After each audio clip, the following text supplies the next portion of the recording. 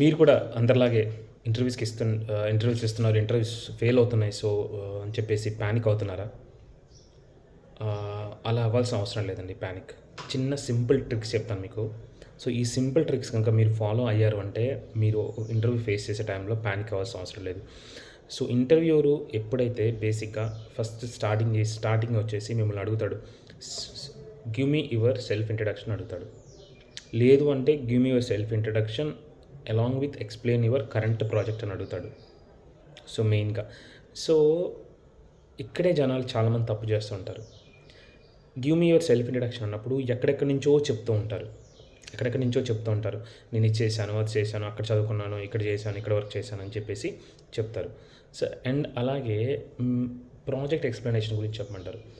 So, ఈ 2 things మెయిన్‌గా interviewer అనేది అబ్జర్వ్ చేస్తాడు when you started interview initial స్టేజ్‌లో. సో, తను ఎలా డివైడ్ చేస్తాడంటే ఇంటర్వ్యూని ఫస్ట్ సెల్ఫ్ ఇంట్రడక్షన్ ఒక 5 మినిట్స్ చేస్తాడు. తర్వాత మీ టెక్నికల్ నాలెడ్జ్‌ని చూస్తాడు. అలాగే మీ way of expression in the communication skills చూస్తాడు.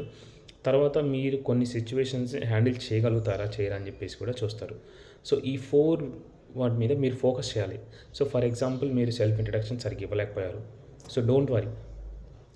Nothing to worry about that. Forget about that. మర్చిపోండి దాన్ని. మీరు టెక్నికల్ రౌండ్ ఎవల్యూషన్ అవుతున్నప్పుడు మీరు సెల్ఫ్ ఇంట్రడక్షన్ గురించి ఆలోచిస్తూ ఉంటారు. So, that is not the correct way. So, చాలామంది అక్కడే తప్పు చేస్తారు. మీరు ఏం చేయాలంటే ఇప్పుడు ఏ క్వశ్చన్ అడిగారు, నేను ఇప్పుడు ఏం ఆన్సర్ ఇస్తున్నాను. That is what you have to think అనమాట. సో, సెల్ఫ్ ఇంట్రడక్షన్ సింపుల్గా చెప్పేయచ్చు. చెప్పేసిన తర్వాత పలాని I'm working from this company for this technology and your explaining about your project. ఇక్కడే చాలామంది ఫెయిల్ అవుతారు. సో, ఇక్కడ ప్రాజెక్ట్ ఎక్స్ప్లెయిన్ చేసేటప్పుడు you know need to read the paragraphs చదివేస్తూ ఉంటారు కొంతమంది అయితే. అలా చెప్పాల్సిన అవసరం లేదు. First thing, suppose if you take some data engineering project. So, నీ సోర్స్ ఏంటి, నీ డెస్టినేషన్ ఏంటి, నీ ట్రాన్స్ఫర్మేషన్ ఏంటి, సో డేటాను ఎలా పుల్ చేస్తున్నావు, ఫ్లాటోని ఎలా యూజ్ చేస్తున్నావు, రిసోర్సెస్ని ఎలా యూజ్ చేస్తున్నావు, ఆప్టిమైజేషన్స్ ఎలా చేస్తున్నావు, డేటా సైజ్ ఎంత డేటా నువ్వు ప్రాసెస్ చేస్తావు, ఇనిషియల్ లోడ్ ఎంత చేసావు, ఫైనల్ లోడ్ ఎంత చేస్తున్నావు, సో ఎవ్రీడే నువ్వు డేటాను అపెండ్ ఎలా చేస్తావు. సో ఈ థింగ్స్ కనుక ఇంటర్వ్యూవర్కి by using the technologies which your project is being use, ఆ టెక్నాలజీని క్లియర్గా నువ్వు ఎక్స్ప్లెయిన్ చేయగలిగితే then you will be succeeded. Second వచ్చేసి టెక్నికల్ స్టాక్లో నీకు పలానా టెక్నికల్ పైథాన్ అయితే పైథాన్ గురించి అడుగుతారు. సో అవి నువ్వు అన్నిటికీ ఆన్సర్ చేయొచ్చు, చేయలేకపోవచ్చు. But you should prove yourself that you can able to answer that questions. అంటే ఈవెన్ మీకు ఆ టైంలో ఆన్సర్ తెలియపోయినా కానీ the interviewer should know this guy can able to do this task అని చెప్పేసి ఆ confidence we have to create అనమాట. So that is the one major thing we have to remember in the interviews. And don't panic while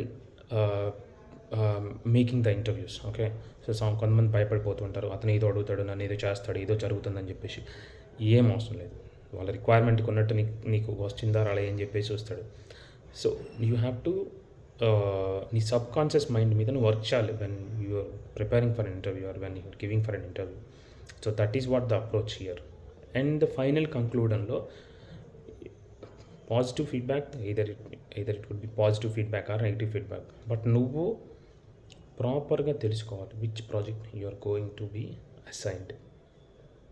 so project ప్రాపర్గా తెలుసుకొని until and unless if you don't know about the project, you should not join in that project. So ఇవన్నీ మీరు కనుక follow అయితే you should definitely get the job.